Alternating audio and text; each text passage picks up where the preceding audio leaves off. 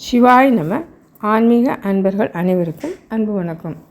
தேவார பாடல் பெற்ற காவேரி வடகரை தலங்களில் நாம் பார்க்க இருப்பது 25வது தலமாக விளங்கும் திருமணஞ்சேரி என்ற தலத்தை பற்றியதான். இது சிறந்த திருமண பிரார்த்தனை தலமாகும். இனி இதன் தல வரலாறு நாம் பார்க்கலாம்.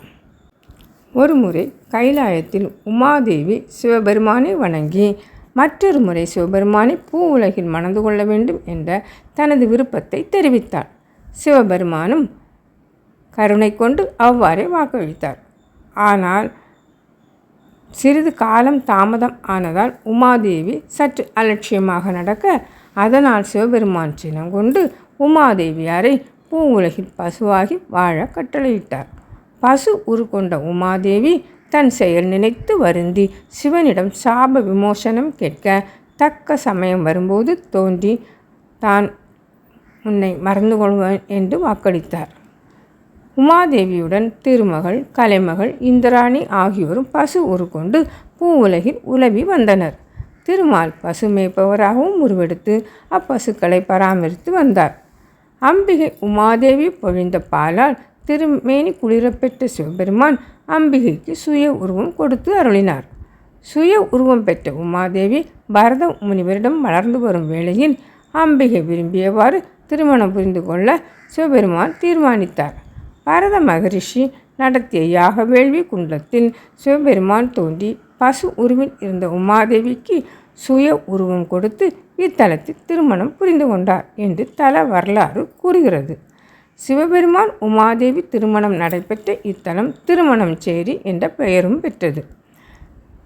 எனவே திருமணம் கைகூடாது தடைபட்டு நிற்பவர்கள் திருமணஞ்சேரியில் உள்ள கல்யாண சுந்தர பெருமானுக்கு மாலை மாற்றி அர்ச்சனையும் செய்து வழிபட்டால் வெகு விரைவில் திருமணம் ஆகும் என்பது இத்தலத்தின் மகிமைகளில் மிகவும் பிரசித்தி பெற்றதாகும். மேலும் ராகுதோஷம் நிவர்த்திக்கும் இத்தலம் மிகவும் சிறப்புடையதாகும். ராகுதோஷத்தினால் பீடிக்கப்பட்டு புத்திரபாக்கியம் கிட்டாத தம்பதியர் இத்தலத்தில் உள்ள சப்த சாகர தீர்த்தத்தில் நீராடி இங்கு கோவில் கொண்டுள்ள ராகு பகவானுக்கு பால் அபிஷேகமும் பால் பொங்கல் நிவேதனமும் செய்து சாப்பிட்டு வந்தால் தனது ராகுதோஷம் நீங்க பெற்று புத்திர பேறு பெறுவார் என்பது அனுபவ உண்மையும் ஆகும். திருமண தடை உள்ளவர்கள் இத்தலத்தில் எழுந்தருளியிருக்கும் திரு ஸ்ரீ கோகிலாம்பாள் சமேத ஸ்ரீ கல்யாண சுந்தரர் சுவாமிக்கு மாலை சாற்றி வழிபாடு செய்தால் விரைவில் திருமணம் இனிதே கைகூடும். இனி நாம் கோவிலின் அமைப்பை பார்க்கலாம். கிழக்கு நோக்கி இருக்கும் இவ்வாலயம் ராஜகோபுரம் 5 நிலைகளை உடையது. ராஜகோபுரத்தை தாண்டி உள்ளே நுழைந்தால் கொடிமர கணபதி காட்சி தருகிறார். அடுத்து முறையே கொடிமரம், பலிபீடம், நந்தி மண்டபம் ஆகியவை அமைந்துள்ளன. பிறகு 3 நிலை 2வது கோபுரத்தை தாண்டி உள்ளே நுழைந்தவுடன் கருவறையில் கிழக்கு நோக்கி இத்தலத்து இறைவன் உத்வாகநாதர் அழகுற அருள் காட்சி அளிக்கிறார்.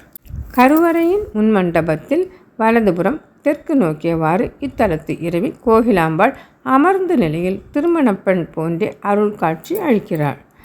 கருவறையின் இடதுபுறம் நிறுத்த மண்டபத்தில் இவ்வாலயத்தின் உற்சவமூர்த்தியான கல்யாண சுந்தரர் அம்பிகை கோகிலாம்பாளுடன் கல்யாண கோலத்தில் கிழக்கு நோக்கி காட்சியளிக்கிறார். மற்றும் நடராஜர், சுப்பிரமணியர், தட்சிணாமூர்த்தி, பிரம்மா, ராகு பகவான், துர்க்கை, மகாவிஷ்ணு ஆகியோர் சன்னதிகள் இவ்வாலயத்தில் இருக்கின்றன. மன்மதன் சிவபெருமான் மீது தன் மலர்கணைகளை தொடுத்து அதனால் அவரது நெற்றிக்கண் தீயினால் எரிந்து சாம்பலானான். அதனால் மனம் நொந்து திருந்தி மன்மதன் சிவபெருமானை துதிக்க சிவபெருமானம் மனமிறங்கி மன்மதன் பேறு பெற வரமழியது இத்தலத்தில் தான் நிகழ்ந்தது. மேலும் இங்குள்ள தீர்த்தமானது இறைவனின் திருமணத்திற்கு மாலைகளாக மாறி வந்த சப்த சாகரங்களும், அதாவது 7 கடல்களும் இங்கேயே தங்கி தீர்த்தமானதாக சொல்லப்படுகிறது. எனவே இது சப்த சாகர தீர்த்தம் என்றே அழைக்கப்படுகிறது. இந்த தீர்த்தம் கோவிலின் பக்கத்தில் உள்ளது.